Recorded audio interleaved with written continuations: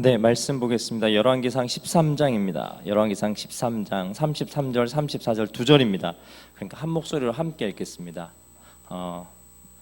열왕기상 13장 33절, 34절입니다. 그래서 한 목소리로 우리 같이 읽도록 하겠습니다. 33절입니다. 시작. 여로보암이 이 일 후에도 그의 악한 길에서 떠나 돌이키지 아니하고 다시 일반 백성을 산당의 제사장으로 삼되 누구든지 자원하면 그 사람을 산당의 제사장으로 삼았으므로 이 일이 여로보암 집의 죄가 되어 그 집이 땅 위에서 끊어져 멸망하게 되니라. 아멘. 나라 세우는 거 이번 주에 선거 있었죠. 그 국회의원 선거가 있었는데 다들 하셨어요? 예, 안 하시면 한 해 꾸중하십니다. 다음에 선거가 있으면 꼭 선거를 하시기 바랍니다. 나라 세우는 것은 사람들에게 굉장히 의미 있는 일이고요. 그래서 나라 세우기 위해서 우리나라도 수많은 독립운동가들이 목숨을 바치기도 했고 또 자신의 생명을 내어주기도 했습니다. 그런데 나라를 세우기 전에 그거보다 더 깊이 고민해야 될 게 뭐냐면 나라를 세우기 전에 어떤 나라를 세워야 되느냐를 고민을 해야 됩니다. 그리고 또 그 이전에 어떤 나라를 세우느냐 그 이전에 그러면 내가 왜 나라를 세우려고 하지? 이 고민이 맞닿아 있어야 됩니다. 그래서 정말 내가 왜 나라를 세우고자 하느냐, 꼭 나라가 뭐 한국이나 일본이나 중국이나 이런 겉으로 드러나는 나라뿐만 아니라 우리의 삶에서도 여러분은 지금 나라를 세워가고 있습니다. 작게는 여러분 안에서 나라부터 크게는 한 나라를 세워가고 있습니다. 근데 이런 나라를 세워가는 데 있어서 우리가 이스라엘이라는 나라를 세워가는 역사를 통해서 우리가 우리 자신을 바라보는 게 요즘 읽고 있는 열왕기상의 말씀입니다. 열왕기상의 왕들을 통해서 계속 바라보는 게 무엇입니까? 이들이 인생의 마지막에 손에 남은 게 뭐냐, 이걸 바라보고 있습니다. 우리는 속일 수가 없습니다. 저는 이렇게 하고 인생을 살았는데 제 손에 이게 남았습니다라고 할 수 없습니다. 제가 잘 드는 예화가 있죠. 이걸 잡으면, 마이크를 잡으면 마이크에 대해서 잡기 전에는 잡으면 마이크를 내가 움직일 수 있다고 생각을 하는데 마이크를 잡게 되면 마이크에게 한정돼서 사는 게 인간의 삶입니다. 돈을 잡기 전에는 돈을 움직일 수 있을 것 같지만 돈을 잡게 되면 돈이 움직이고 돈이 사용되어지고 돈으로 하는 일들에 내가 그렇게 사용되어지는 겁니다. 마찬가지로 우리가 삶에 있어서 무언가를 잡는 것, 무언가 남아있는 게 굉장히 중요한데 어떤 말로도 변명할 수 없습니다. 마지막에 여러분이 죽기 전에 내가 이걸 잡았노라라고 보여줬는데 내가 생각해왔던 살아왔던 삶의 실체와 다를 때 그때의 그 당황스러움을 겪지 않기 위해서는 지금부터 내가 꾸준하게 뭘 잡고 있는지를 보여줘야 됩니다. 솔로몬을 우리가 봤습니다. 남유다 북이스라엘로 나뉘기 전에 이 솔로몬은 뭘 남겼습니까? 마지막 그의 손에 남은 건 권력이 남았었고 부가 남았었고 여자들이 남았습니다. 어떻게 변명할 이유가 없습니다. 솔로몬에게는 그거밖에 안 남았기 때문에 하나님께서 심판하셔서 내 마음이 없구나, 그러니 너의 아버지 다윗과는 약속을 지켜야 되지만 너의 그렇게 손에 남은 거 아무것도 없으니, 내가 원하는 게 없으니 나는 너의 나라를 빼앗아서 다른 사람에게 주겠다라고 그렇게 심판을 하십니다. 그렇게 해서 남유다는 르호보암 자기 아들에게 가고 솔로몬의 아들에게 가고 북이스라엘은 여로보암이라는 사람의 손에 갑니다. 근데 지난주에 우리가 여로보암을 살펴봤지만 여로보암의 마지막에 손에 남은 게 뭡니까? 여로보암도 굉장히 왕으로 바라는 것이 많았습니다. 근데 오늘 우리가 34절을 보면요, 이 일이 여로보암의 집에 죄가 되어라고 되어 있습니다. 여로보암을 인생을 딱 표현하는데, 정리를 하는데 마지막 구절이 이렇게 한 모든 일들이 그 여로보암 집에는 죄가 되었다. 그러니까 결국은 여로보암의 마지막에 손에 남은 건 뭐냐? 죄밖에 없었다, 이런 얘기입니다. 굉장히 슬픈 비극적인 사람입니다. 여로보암은 처음에는 나라를 잘 세워가야 된다고 생각을 했습니다. 그래서 사람들하고 관계를 잘 맺어가려고 했습니다. 그런데 그 관계를 맺으려고 하는 사람들이 어떠한 관계를 맺기를 원했습니까? 북이스라엘 사람들은 내게 떨어지는 것이 무엇이냐? 내 이익을 가지고 사람과 관계를 가지기 시작했습니다. 결국 이 여로보암이 그 가운데서 이 사람들의 실체를 바꾸어주고 너희들이 이익을 원하지만 나라는 그렇게 세워지는 것이 아니다라고 얘기를 해야 되지만 결국 그 여로보암도 그들이 원하는 걸 들어주면서 자신의 권력을 가지기 위해서 두 사람의 이해관계가 만나기 시작합니다. 그래서 이스라엘, 북이스라엘의 제일 위쪽인 단과 제일 아래쪽인 브엘세바에 황금 금송아지 둘을 세웁니다. 그렇게 해서 예루살렘으로 이제 예배하러 가지 말고 그리고 여기서 예배드리라고 얘기합니다. 그리고 일반인들을 제사장으로 세웁니다. 그리고 7월에 초막절을 지키는 게 아니라 8월 달에 자기가 마음대로 절기를 하나 만들어냅니다. 그게 오늘 하나님께서는 이 여로보암에게 이런 일들, 이건 죄가 되었다라고 명확하게 얘기합니다. 여로보암의 인생은 마지막 남은 게 죄라는 겁니다. 죄가 되었다라는 겁니다. 그러면 본문은 뭐라고 얘기하냐면 33절 제가 한번 읽어드리겠습니다. 여로보암이 이 일 후에도 그의 악한 길에서 떠나 돌이키지 아니하고, 이렇게 1년에 살아왔던 그 모든 삶이 뭐라는 겁니까? 악한 길이라는 겁니다. 악한 길. 이 악한 길에서 떠나지 않았다라는 겁니다. 우리가 이 본문을 읽으려면 13장 11절부터 32절까지는 사건이 하나 끼어 들어가 있는데 이건 안 읽으셔도 되고요. 나중에 또 제가 한번 설교를 하겠습니다. 그 제사장에 대한 얘기가 아니라 사실 이 모든 이야기는 12장 33절하고 맞닿아 있습니다. 12장 33절에 보면 이렇게 얘기합니다.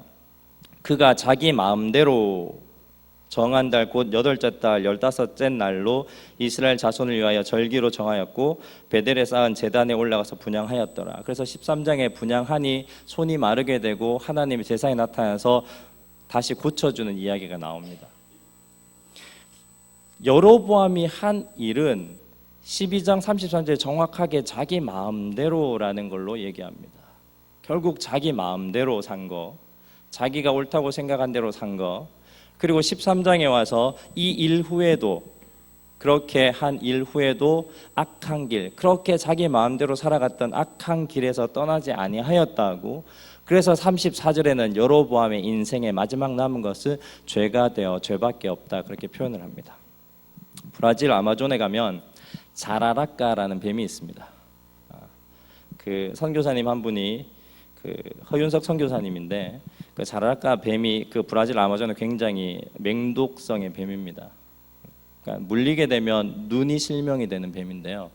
그러니까 눈이 실명이 되는 걸로 맞추면 되는데 조금만 처치를 안 하면 사람이 죽습니다. 굉장히 독이 강한데 그래서 그 무서우니까 선교사님이 물어봤답니다.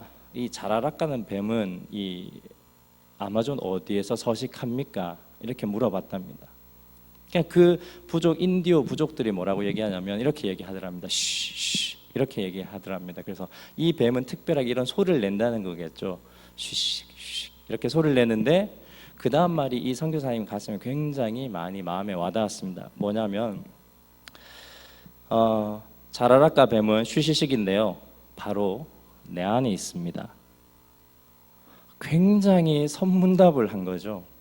인디오 부족들이 뭐라고 했냐면 무서워서 선교사님은 뱀이 무서워서 이런 뱀 어디에서 살고 어디에 나타납니까? 이렇게 물어봤는데 쉬시식 그 뱀은 내 안에 있습니다. 그렇게 얘기를 했습니다. 선교사님은 뱀의 실제적인 위치를 물었지만 인디오들은 뱀과 같은 맹독의 실체가 어디 있느냐 그 물음에 대해서 자신의 철학을 얘기를 하는데요. 사고의 차이입니다. 우리는 절대 자신이 무섭다고 생각을 하지 않습니다. 자기가 살아가면서 자신이 무섭다고 생각해 본 적 있습니까? 난 너무 무서워. 자기가 자기 거울을 보면서 무서워. 그런 적 있습니까? 잘 없지 않습니까? 이때쯤이면 항상 나와야 되는 게 있습니다.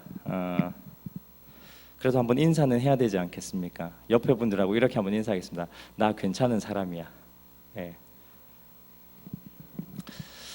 인사를 한번 하겠습니다. 나는 괜찮은 사람입니다. 사실 우리는 우리 자신이 무섭다고 생각을 안 하죠. 우리가 무섭다라고 생각하는 거 어떻게 생각합니까? 나는 그래도 좀 성격도 뭐 같고 좀 이렇게 못됐지만 그래도 괜찮고 그래도 좀 선량하고 그래도 이만하면이라고 하는 게 우리의 생각입니다. 그래서 나는 괜찮은 사람이다라고 얘기를 합니다. 근데 서로 인사해 보니까 마음이 어떻습니까? 진짜 이 말이 인사가 아니라 진짜 내 마음에 감동이 됩니까? 아, 나는 괜찮은 사람입니다. 사실 이런 얘기하면 부끄럽지 않습니까? 사실 인정해 주는 건 남이 인정해 줘야 됩니다. 당신 저 사람 참 괜찮은 사람이야. 당신 괜찮은 사람이야. 이렇게 돼야 되는데 그러면 이제 나는 괜찮습니다라고 인사하지 말고 진짜 옆에 분을 한번 보세요. 그리고 이렇게 한번 얘기해 보세요. 당신은 괜찮은 사람입니다. 한번 그렇게 진짜 진심을 담아서 한번 해주세요. 뒤로 돌아보셔도 돼요. 아니면 앞에 보셔도 되고 당신은 진짜 괜찮은 사람입니다. 근데 사실 우리는 이렇게 인사하면서요, 이걸 인사라고 생각하지 진심이라고 생각하지 않습니다. 그냥 목사님 인사시키니까 그래 뭐 나쁜 거 있겠냐, 그리고 뭐 친구한테 욕 아닌데 칭찬인데 이러면서 넌 괜찮은 사람이야 이렇게 얘기를 하셨을 겁니다. 사실 이런 인사들이 진짜 부끄럽지 않으려면 어떻게 살아가야 됩니까? 다시 선교사님 얘기로 좀 돌아가 보면요, 인디오들이 이야기하고 있는 것이 뭐냐면 맹독을 가진 독사 자라락가는 사실 무서운 독뱀이지만 사실 그보다 더 무서운 게 뭐냐면 당신이다라는 겁니다. 인디오들의 이런 깊은 철학에 저는 굉장히 많이 감명을 받습니다. 진짜 그 무서운 뱀이 어디 있습니까? 자라락가는 바로 당신 안에 있습니다. 우리는 늘 밖에 있는 위험에 대해서 두려워합니다.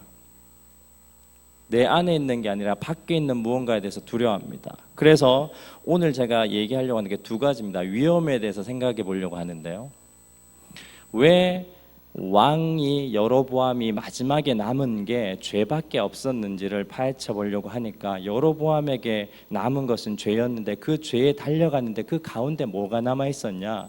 바로 위험이 있었습니다. 그 위험이 무엇이었냐면 여로보암은 그렇게 생각했습니다. 12장에 지난주에도 얘기했지만 12장 27절에 보면 자꾸만 이 사람들이 르호보암이 있는 예루살렘 땅에 내려가면 예루살렘에는 성전도 있고 예루살렘 성전도 있습니다. 솔로몬이 지은 대성전이 있습니다. 성전 안이 다 금으로 만들어져 있습니다. 그러니 우화라고 할 수밖에 없습니다. 위험을 느낄 수밖에 없습니다. 그러면 내려갑니다. 내려가서 사람들이 돌아오지 않는다라고 여로보암이 위험을 느낍니다. 그래서 뭐라고 하냐면 27절에 이 사람들의 마음이, 이 백성들의 마음이 유다 왕 된 그들의 주 르호보암에게로 돌아가서 나를 죽이고 르호보암에게 돌아가면 어찌할까? 12장 27절에 그렇게 얘기를 합니다.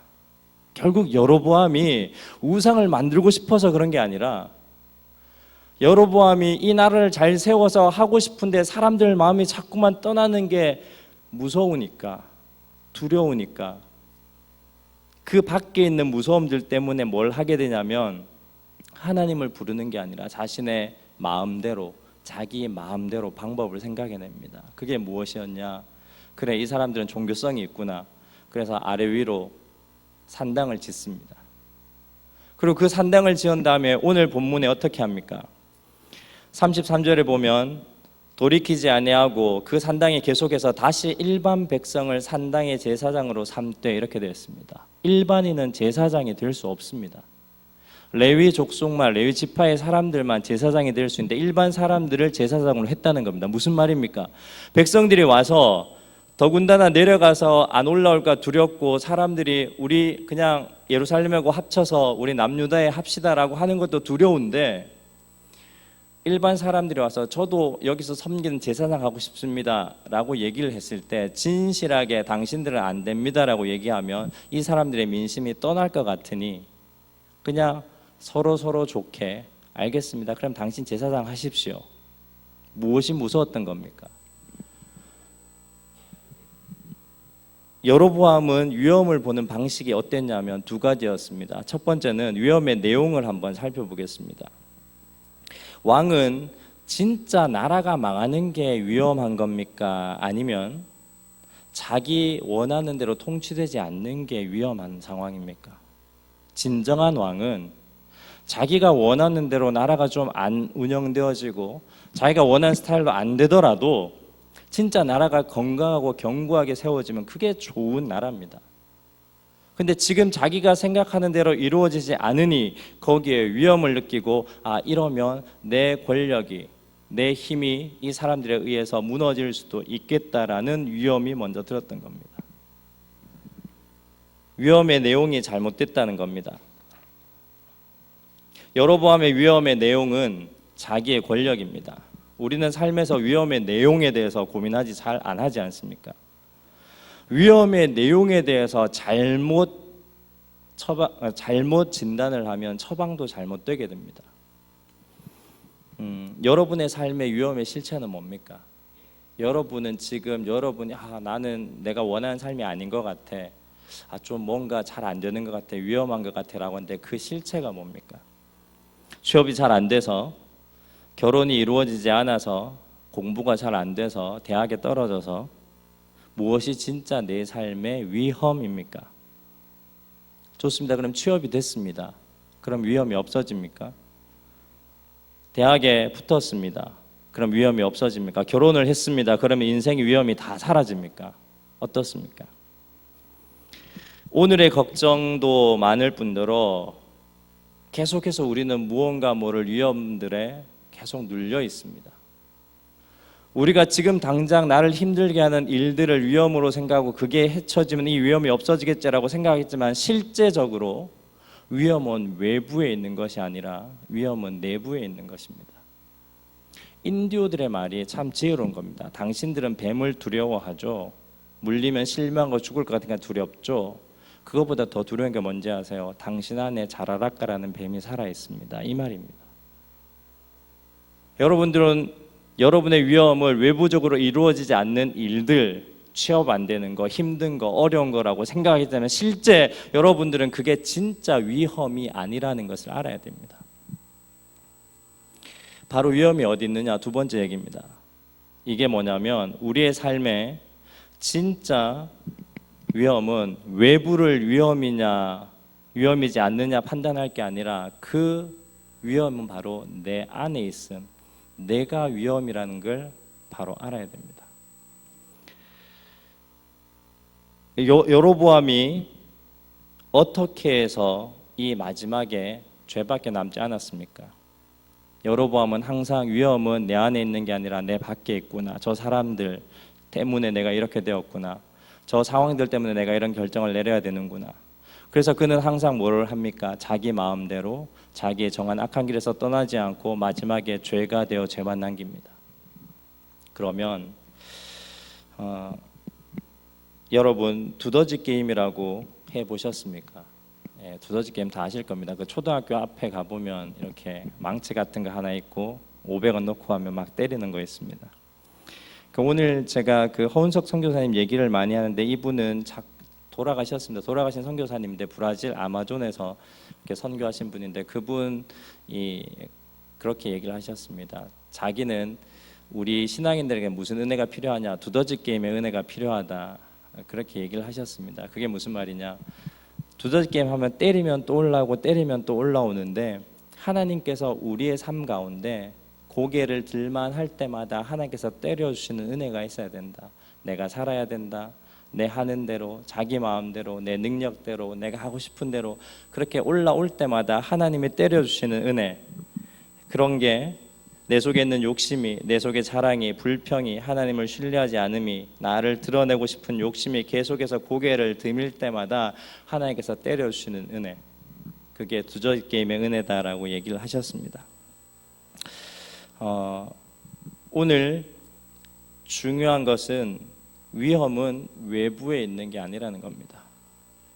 아무리 여로보암의 입장에서 사람들이 다 예루살렘으로 내려가고 아무도 안 남았다 해도 온전히 하나님만을 신뢰하고 성벽과 예루살렘의 화려함에 반해서 백성들이 다 내려갔다 하더라도 하나님, 우리 북이스라엘은 솔로몬 왕이 그렇게 압정을 하고 실정을 한 것에 대해서 다시 세우려고 세운 나라 아닙니까? 하나님, 저 혼자만 남아 있어도 설령 내가 이 사람들에 의해서 죽는다 하더라도 하나님 정말 하나님 섬기고 잘 살 수 있는 그 마음을 제게 주십시오. 결국은 이 여로보암에게 있어서 가장 큰 위험은 자기 안에 이 상황들을 이겨낼 하나님의 말씀과 그 하나님의 마음이 없었다는 것이 가장 큰 위험입니다.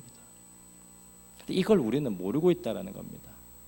우리는 새벽마다 와서 뭘 기도하느냐, 외부적인 기도를 너무나 많이 합니다. 하나님 나 뭐 하게 해주세요, 합격하게 해주세요, 나 뭐 도와주세요, 병 낫게 해주세요. 다 외부적인 겁니다. 그러면 한번 생각을 해보세요. 외부적인 것이 다 고쳐졌습니다. 사람들이 예루살렘 내려가지 않고 베델과 단에 그렇게 예배드리면서 다 살았습니다. 자기에게 권력에 순종하고 잘 이루어집니다. 그럼 위험이 없어집니까? 근본적인 위험은 우리 안에 있습니다. 그 근본적인 위험이 뭐냐? 12장 27절에 자기 마음대로 행한 겁니다. 그리고 그 자기 마음대로를 계속해서 깨닫게 하시는 하나님 앞에 그 악한 길에서 떠나지 아니하는, 오늘 13장 33절에 가르쳐줘도 떠나지 아니하는 그 마음, 그게 가장 위험한 겁니다. 근데 우리는 거기에 대해서 위험함을 느끼지 못한다라는 겁니다. 그러면 결국 나중에 우리의 인생에 뭐가 남는지 아십니까? 34절 말씀처럼 이 일이 여로보암 집에 죄가 되어 우리의 삶에서 죄밖에 남지 않는다는 겁니다. 진짜 위험은 외부가 아니라 바로 나입니다. 그래서 마태복음 10장 28절은 이렇게 얘기합니다. 몸은 죽여도 영혼은 능히 죽이지 못하는 자들을 두려워하고 오직 몸과 영혼을 능히 지옥으로 멸하시는 자를 두려워하라. 그렇게 얘기합니다. 오늘 성경은 자기 마음대로 사는 것, 그리고 그 악한 길에서 계속 떠나지 않는 것, 그건 바로 우리의 죄가 된다라고 얘기합니다. 창세기 3장 5절이 뭐라고 얘기합니까? 하나님과 같이 되어라고 얘기합니다. 우리가 너무 잘 아는 말씀입니다. 하나님과 같이 되면 하나님이 필요 없습니다. 내가 만들고 싶은 거 다 만들고 생각하고 싶은 거 다 생각하고 내가 전지전능자가 되어 다 판단하고 그렇게 살아가면 됩니다. 결국 내가 하나님과 같이 된다는 말은 하나님 필요 없습니다라는 말입니다. 자기 마음대로 산다라는 겁니다. 이게 그 무엇보다 위험한 겁니다.